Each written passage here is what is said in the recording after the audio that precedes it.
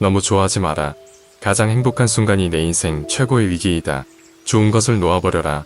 세상을 볼 때 우리는 거의 자동적으로 좋거나 싫다고 분별하곤 한다. 모든 사물이 좋거나 싫고 모든 문제가 옳거나 그르다. 세상을 대할 때 우리는 왜 습관적으로 좋거나 싫은 어느 한쪽을 택해야 하는 것일까? 왜 좋거나 싫다는 판단을 버리고 그저 그 현실을, 그 상황을, 그 사람을, 그 문제를 다만 묵묵히 지켜볼 수는 없는 것일까? 좋고 싫은 양극단은 둘 다 괴롭다. 좋다고 판단하면 집착이 생겨 괴롭고 싫다고 판단하면 증오가 생겨 또한 괴롭다. 보통 사람들은 싫은 것이 올 때 분명하게 싫어하고 멀어지려 하고 증오하면서 싫은 것이 가까이 오지 못하도록 두 눈 부릅뜨고 지켜본다. 싫은 것은 죽어도 싫기 때문에 그것들이 범접하지 못하도록 주의 깊게 살펴보는 것이다. 그러나 좋은 것에 대해서는 전혀 주의를 기울이지 않는다. 좋은 것에 대해서는 완전히 무방비 상태다. 사실 싫은 것보다 더 주의를 기울이고 관심을 가져야 할 것이 바로 좋은 것이다. 경전의 말씀처럼 좋은 것에서 슬픔이 생기고 근심이 생기며 속박이 생겨나기 때문이다. 싫은 것에서 생기는 미움은 오히려 비워내기 쉽지만 좋은 것에서 오는 애착과 근심과 속박은 우리를 꽁꽁 올려낸다. 내가 좋아하는 것에 대한 애착과 집착이야말로 우리가 비워내고 또 비워내려 애를 써도 도무지 비워지지 않는 마지막 결박이다. 좋은 것이 내게 다가오는 그때를 주의 깊게 지켜보라.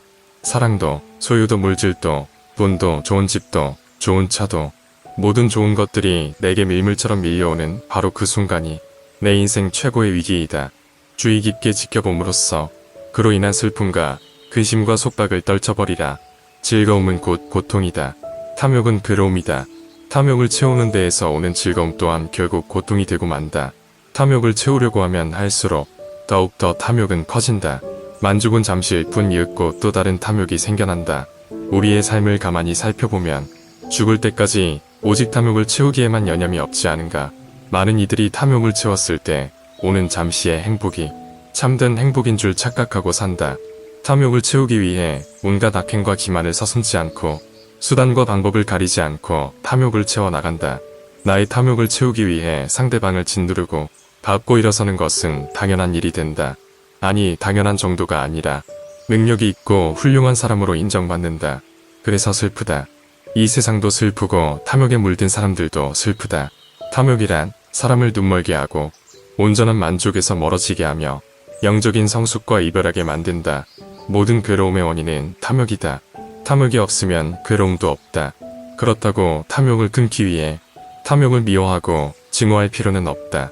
탐욕에 대한 그 어떤 분별도 버려야 한다. 탐욕 그 자체는 좋거나 나쁜 어떤 실체적인 것이 아니라 다만 인연따라 자연스럽게 생겨나는 중립적이고 비실체적인 것이다. 탐욕을 없애려고 애쓰지 말고 좋아하거나 싫어하지도 말고 어떻게 생겨나고 어떻게 머물렀다가 어떤 일들을 만들어내고 또 어떻게 사라지는가를 그냥 알아차리고 지켜보기만 하라. 그랬을 때 전체적인 탐욕에 대한 지혜가 생기고 지혜의 빛은 곧 탐욕을 사랑으로 불태운다. 자식도 재산도 내 것이 아니다. 내 자식이다. 내 재산이다. 내 생각이다. 내 것이다 하는 것은 다 어리석은 생각이다. 집착은 기쁨이자 근심이다. 많은 사람들에게 소유가 기쁨이다. 집착하는 것을 얻었을 때 하늘을 날아갈 듯 기쁘다. 아마도 죽을 때까지 내 것이라는 소유를 늘리는 것이 모든 사람들의 공통된 삶의 과제일 것이다. 자녀가 있으면 자녀로 인해 기쁘고 돈이 있으면 돈 때문에 기쁘고 차가 있으면 차로 인해 기쁘다. 그러나 이 모든 소유에서 오는 기쁨은 영원하지 않고 근원적이지 않다. 언젠가 소유물은 없어지고 만다. 소유한 것이 소멸되었을 때 그에 따른 괴로움이 동반된다.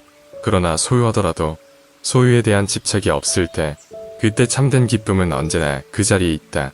사람들이 집착하는 것이 우선 당장에는 달콤할지 모르지만 그것은 마침내 근심이 되고 만다.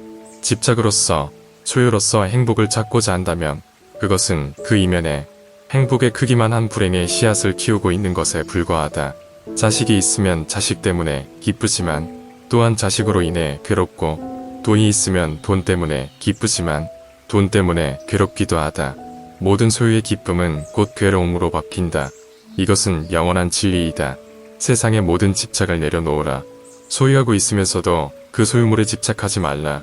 집착 없이 소유한다면 세상을 다 소유해도 상관없다.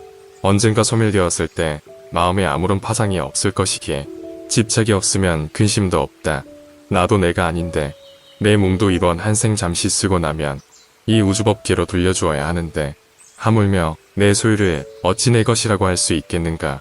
잠시 빌렸을 뿐이다. 내 몸도 우주법계에서 잠시 빌려다 쓰는 것이고 내 소유도 잠시 법계에서 빌려다 쓸 뿐이다. 그러니 집착할 것이 없다. 내 몸도 이 우주에서 품어낸 온갖 음식을 잠시 빌려 유지하고 있을 뿐이고 내 생각도 이 세상의 수많은 생각들을 인연 따라 잠시 체험하여 내 식대로 조합해 쓰고 있을 뿐이며 내 자식도 우주적인 법계의 인연과 업의 법칙에 따라 잠깐 부모의 몸을 빌어 나왔을 뿐이다. 세상 모든 것들이 이처럼 다른 모든 존재들에 의지하여 다만 잠시 그 모습을 취하고 있을 뿐이다. 세상 모든 존재는 우주의 것이며 다른 모든 존재들의 것이다. 내가 곧 이 우주이며 또한 나는 이 우주의 모든 존재들과 긴밀하게 연결되어 있다. 그러니 어찌 내가 누구를 가지고 내가 무엇을 집착하고 누가 무엇을 소유할 수 있겠는가. 온 우주는 전체가 전체에 의해 존재하며 전체가 전체에 의해 소유되고 있는 것이다. 그런 신성한 우주적인 것에 내 것이라는 울타리를 치면서부터 우리는 우주로부터 진리로부터 외면받고 있다. 내 것이란 울타리를 걷어내면 모든 것이 그대로 있을 곳에 있고 제자리를 찾는다.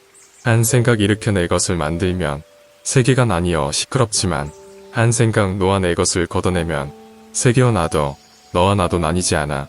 모든 것이 고요하고 평온하다. 정착하지 말고 여행하라. 자신의 소유가 아닌 것은 집착하지 말고 여행하라. 다 버려라. 내 것이 아닌 것을 모두 버릴 때 세상을 소유할 수 있다. 만약 어디가 뒷동산에 있는 나뭇잎을 가지고 간다고 했을 때 왜 나뭇잎을 가졌느냐고 그와 싸우겠는가. 인생도 이와 같아서 자기 소유가 아닌 물건에 대하여 애착을 버려야 할 것이니 버릴 것을 버릴 수 있어야 마음이 평온하다. 본래부터 내 것이 어디에 있는가. 나라는 존재 또한 잠시 인연 따라왔다가 인연 따라가는 무상한 존재인데 하물며 내 것이라고 붙잡아 두고 집착할 것이 무엇이겠는가. 뒷동산에 나뭇잎이 어찌 내 것일 수가 있으며 땅에 금을 그어놓고 돈을 지불한다고 어찌 내 땅일 수가 있겠는가. 그것은 인간의 오만한 생각일 뿐이다. 이 세상에 내가 영원히 가질 수 있는 것은 어디에도 없다. 그렇다고 일체 모든 소유를 다 버리고 완전한 거지가 되라는 말은 아니다. 인연 따라 자연스럽게 나에게로 온 것까지 억지로 다 버릴 필요는 없다. 그러나 자기 소유물들의 특성을 알 필요는 있다. 내 소유물들은 인연 따라 잠시 나를 스쳐갈 뿐이다. 우리는 그것을 잠시 보관하면서 인연 따라 쓸 뿐이다. 잠시 스쳐가는 것들을 스쳐가지 못하게 나라는 틀 속에 가두게 되면 나를 중심으로 우주적인 에너지는 정체되고 만다. 세상 모든 것들은 끊임없이 변화하면서 이 끝없는 우주를 여행하는 임무를 부여받았다. 그들의 목적은 끊임없는 여행에 있지 어느 한 곳에 정착하는 데 있지 않다. 바로 그 사실을 깨달아야 한다. 사실은 내 것이 아니라 여행기를 위해서 잠시 들른 간이역일 뿐이다. 그 어떤 것도 종착역으로서 나에게로 온 것은 없다. 그저 내가 그렇게 믿고 싶을 뿐이다.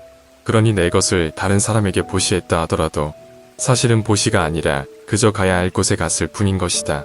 그것이 그것의 다음 역이었던 것이지 내가 무엇을 누구에게 준 것이 아니다. 내가 무엇을 누구에게 주고받았다는 그 생각이 바로 집착이다.